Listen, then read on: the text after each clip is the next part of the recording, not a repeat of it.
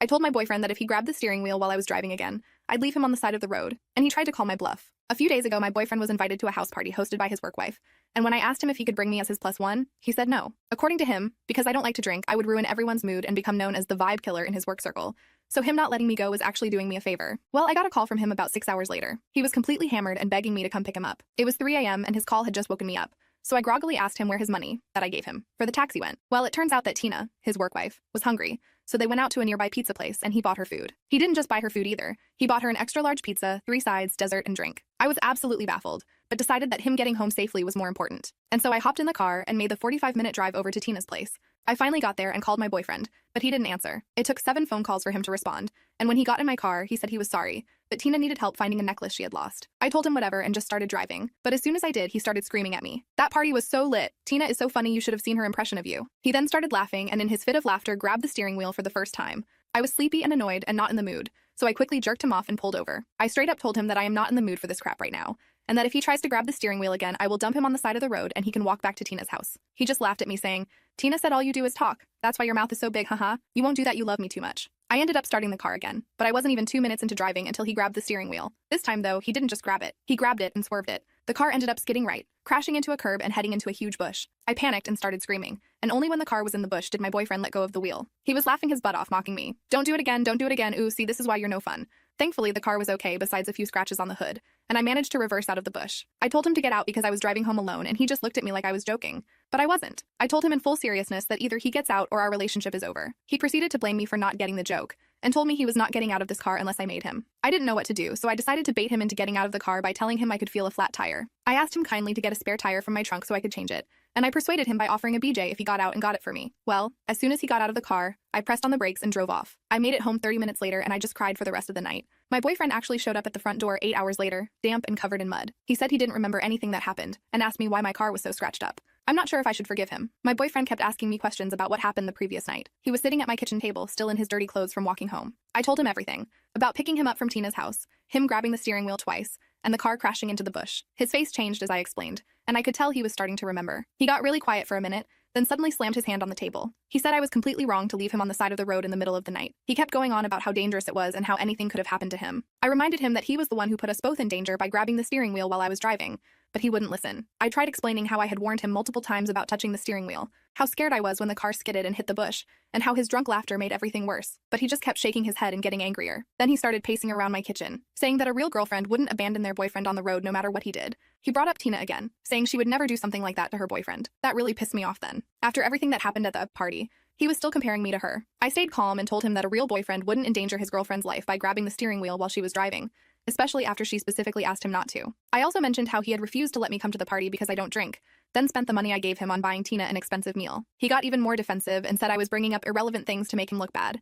According to him, the steering wheel thing was just a joke that I took too seriously. He said I was being dramatic about the whole situation and that the bush incident wasn't even that bad. I was done arguing at this point. I told him that his behavior wasn't okay, drunk or not. I mentioned how he had mocked me using Tina's words right before grabbing the wheel the second time. He tried to interrupt me, but I kept going. I told him how terrified I was when the car crashed, and how his laughter during that moment showed exactly how little he cared about my safety. He got up abruptly and said he needed some air. Before walking out, he turned around and said I should think about whether I want to continue this relationship if I can't handle his jokes. Then he slammed the door behind him. I didn't try to stop him from leaving. Actually, I felt relieved when he was gone.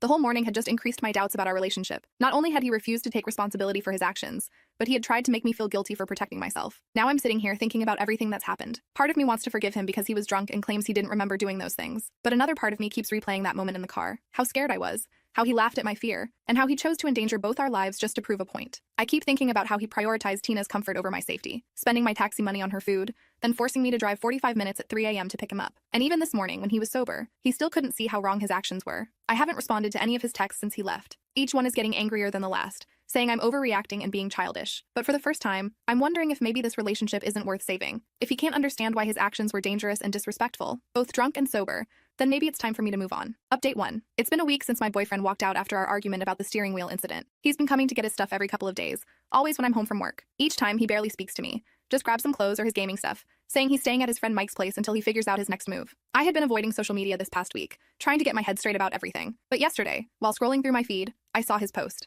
I couldn't believe my eyes when I started reading it. He had written this long, detailed story about how his girlfriend of 2 years suddenly turned cruel and left him stranded on a dark road in the middle of the night. He described how he had to walk for hours in the cold, how cars wouldn't stop to help him, and how he could have been killed. He even added that he got chased by a stray dog at one point, though I know that never happened because he didn't mention it when he showed up at my door that morning. The comments section was even worse than the post. People I've never met were calling me psychotic and abusive. Some were saying I should be charged with endangerment.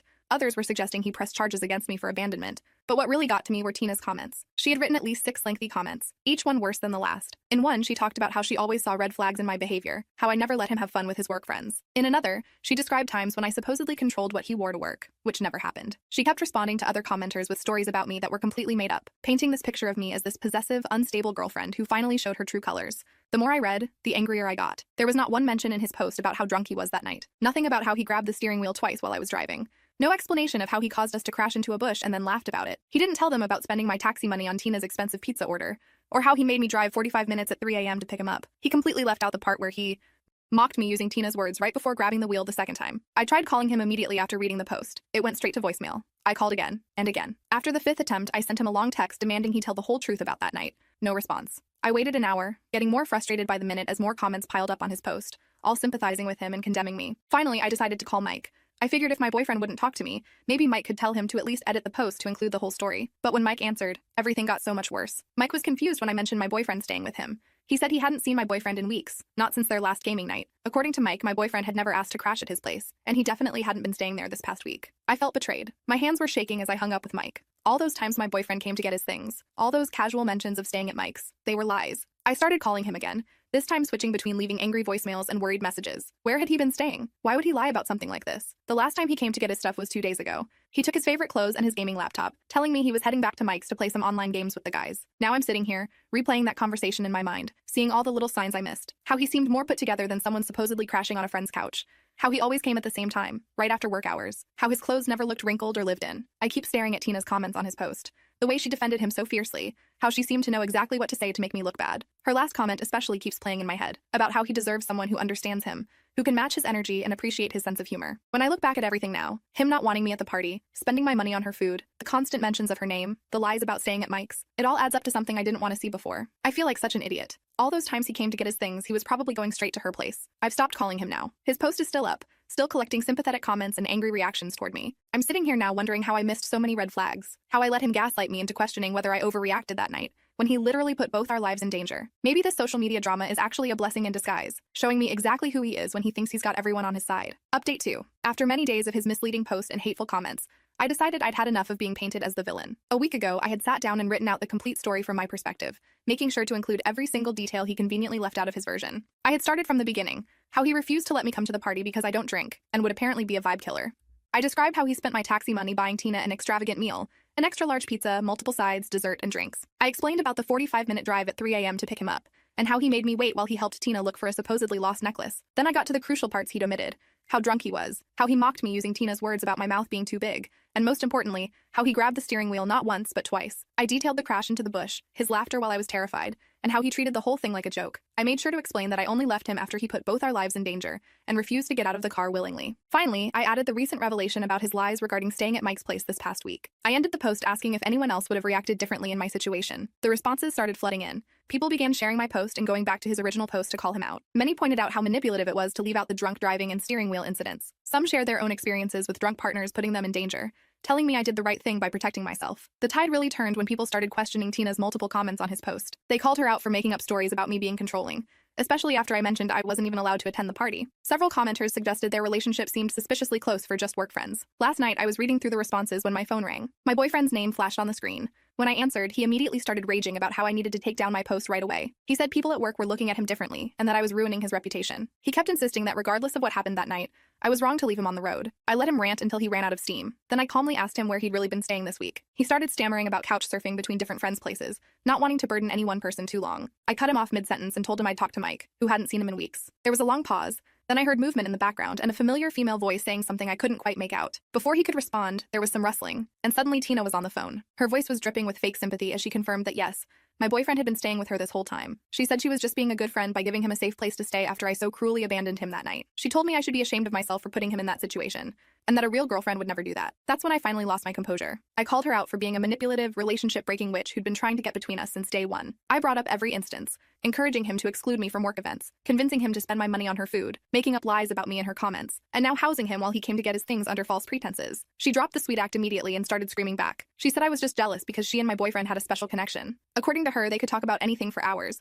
while he always found conversations with me boring. She said he needed someone fun and spontaneous like her, not a stick in the mud who couldn't even handle a harmless joke like grabbing the steering wheel. Mid-argument, the call abruptly ended. I tried calling back several times, but it went straight to voicemail. I was shaking with rage, imagining them together on the other end, probably laughing at my reaction. I looked around my apartment and really saw all his remaining stuff for the first time. His gaming setup was still in the corner of the living room. His clothes still took up half my closet. His favorite coffee mug was still in the kitchen cabinet. All these things he hadn't taken during his supposed trips to Mike's place. I grabbed every trash bag I could find and started filling them. His expensive gaming consoles and controllers? In the bags. The rare edition books he collected? In the bags. All his clothes and shoes? In the bags. I found our matching bracelets from our first vacation in my jewelry box. Those went in too. Every trace of him, every gift he'd given me, every item he'd left at my place over our 2 years together, all of it went into those bags. I hauled everything downstairs and left it by the building's dumpster. Then I sent him one final text. Your stuff is next to the dumpster. Garbage pickup is tomorrow morning at 8. What happens to it after that isn't my problem anymore. My hands are still shaking as I write this update. The reality of everything is finally sinking in. How he spent this whole week going between my place and hers, lying to my face every time. How they probably sat together crafting that misleading post about me, adding dramatic details like the fake dog chase to gain more sympathy. How every time he came to get his things, he was probably heading straight to her place, both of them laughing about how easily I believed the Mike story. But honestly, I don't regret leaving him on that road. If anything, knowing where he went afterward just confirms I made the right choice. My only regret is not seeing through their act sooner. Thank you all for the supportive comments on my last post. You helped me see that I wasn't wrong to protect myself that night, and you gave me the courage to tell my side of the story. I'm turning off my phone for the rest of the day and focusing on cleaning every trace of him out of my apartment. Update 3. It's been 3 months since I threw my ex's things out, and I wasn't planning to update again. But yesterday I got some news that I felt I should share, if only for closure on this whole situation. Mike called me while I was at work. At first I ignored his call because I was in a meeting, but then he sent a text saying it was urgent. When I called him back during my lunch break, he told me that my ex and Tina were in a serious car accident and are both in the ICU. According to Mike, they were at some house party last night. Typical. And despite being completely drunk, my ex decided to drive them home because Tina dared him to. They ended up crashing into a guardrail on the highway at high speed. The car was totaled. Before I get into my feelings about this, I should explain what happened after my last update. The morning after I left his things by the dumpster, my ex showed up around 7 a.m. to collect everything. Tina was with him, of course, in her silver Honda. I watched from my window as they loaded all the bags into her car. She kept touching his arm while they worked, and whenever she noticed me watching, she'd glare up at my window. They took every single bag, even the one with the matching bracelets. That was the last time I saw either of them. After that day, I went completely no contact. I blocked both of them everywhere. Phone numbers, social media, email addresses, even LinkedIn. I switched gyms because mine was too close to their office. I started shopping at a different grocery store to avoid any chance encounters. I needed that clean break for my sanity. These past 3 months have been transformative. I got promoted to project lead at work, which keeps me busy with new challenges. I started taking pottery classes every Wednesday evening, something I'd always wanted to try but my ex said was a waste of money.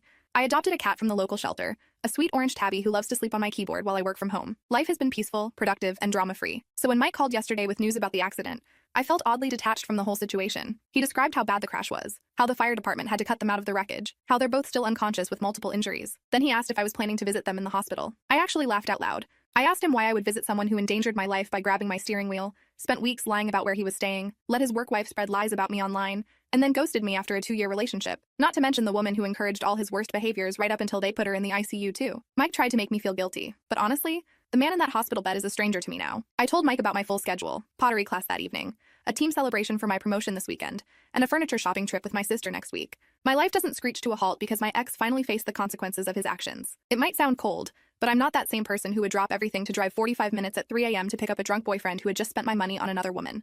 The situation between then and now are striking. Both times he was drunk and made reckless decisions on the road. But this time, instead of me being there to deal with the aftermath, it was Tina. The same Tina who called me boring for not drinking, who said grabbing the steering wheel was just a harmless joke, who claimed they had a special connection I couldn't understand. I wonder if she still thinks his drunken driving stunts are funny now that they're both in intensive care. Sometimes I really want to dig up their old social media posts about how cruelly I abandoned him that night. I want to comment about how that moment of tough love might have saved both our lives, but I won't give them that satisfaction. I'm done being part of their narrative. I'm sharing this update for anyone else who might be questioning themselves in a similar situation, wondering if they're too harsh for setting boundaries, feeling guilty for choosing their safety over someone else's comfort. You're not wrong for protecting yourself. Sometimes the harshest decisions are the healthiest ones. My orange tabby is stretched across my desk as I write this, batting at my fingers every few minutes for attention. In a couple of hours, I'll head to my pottery class where I'm finally getting good at centering clay on the wheel. Tomorrow, I have a meeting about expanding my team for the new project. Next week, I'm looking at apartments in a better neighborhood. This is my life now, and I wouldn't change it for anything. So no, I won't be visiting them in the hospital. I won't be sending flowers or cards. I won't be checking social media for updates on their condition. They made their choices, just like I made mine 3 months ago. The only difference is, I made choices that let me sleep peacefully at night. Thank you all for the support throughout this journey.